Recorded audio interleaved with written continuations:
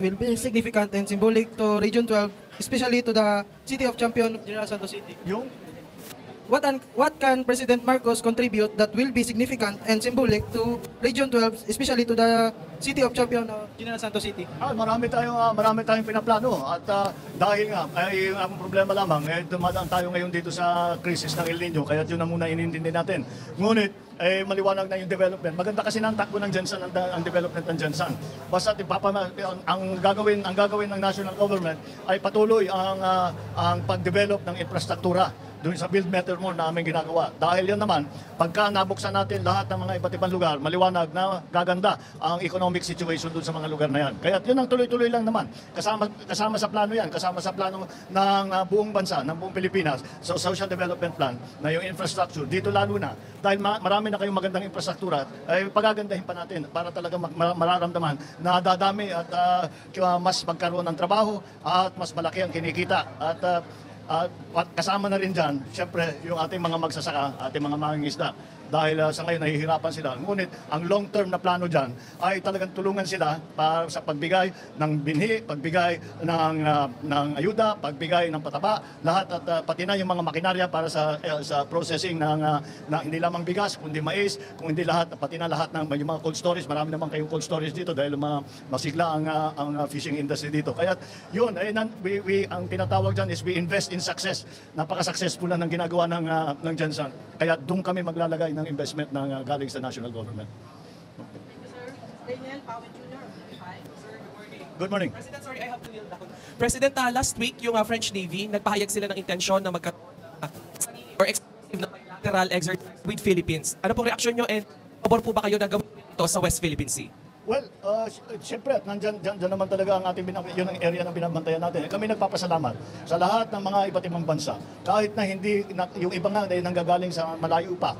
Ngunit sila ay handang tumulong sa atin at kapag tayo ay nagkakaproblema, very supportive sila hanggang hindi lamang sa salita, kundi pati na sa mga tinatawag na joint cruises. Kaya napakalaking bagay yan dahil ito lang ang paraan upang magarantiya natin na ang West Philippine Sea ay patuloy ang tinatawag na freedom of navigation at ang daming dumadaan dyan at yung tinatawag na global economy ay umaasa at kinakailangan para ang global economy ay gumanda, kailangan libre, ligtas ang lugar ng West Philippine Sea. Kaya lahat ng tumutulong sa atin, tayo kasama rin dyan, lahat ng tumutulong sa Pilipinas, kami nagpapasalamat at ito ay magiging malaking bagay, malaking tulong para mapayapa at maging stable, may stability ang West Philippine Sea. Thank you. Thank you, President Charito. Sagay? Sagay po. Yeah. Sagay. Sagay po. Ayan, nabigat, Mr. President. Do you have a comment on former Senator Trillanes' claim of brewing a destabilization from PNP ranks? And then, do you see a need for loyalty check po? I don't see, wala kaming report na in the ranks. Yung mga retired, merong mga gumagalaw na sumasama sa mga distab na ginagawa. Pero sa ating mga kapulisan, at siyempre lalo na sa officer corps, wala naman tayo nakikitang ganun na namumulitika ang mga pulis. So, ang loyalty check, hindi ko alam kung ano yung loyalty check katotohanan. Anong sasabihin mo doon sa tao? Sasabihin, loyal ka ba sa akin? Siyempre, oo, sagot nun, di ba? Kahit na hindi siya loyal sa'yo.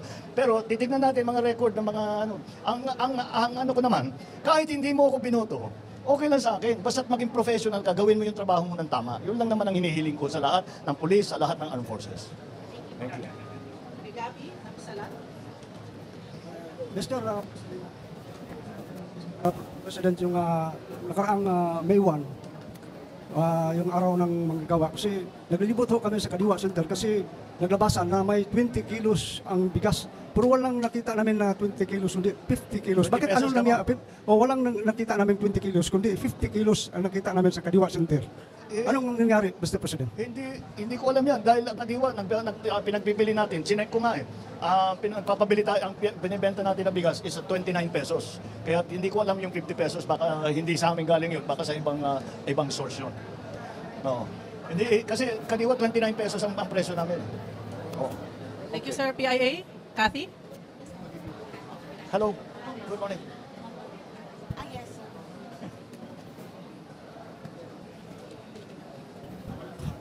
Oo nga eh. Good morning po, Mr. President.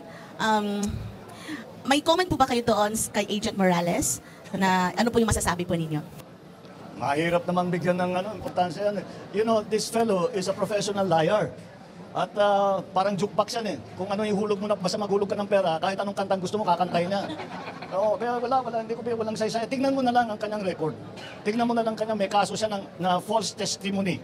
O yan, ganyan. Ilan bang marami siyang history na kung sino-sino sinasangkot, kung saan-saan.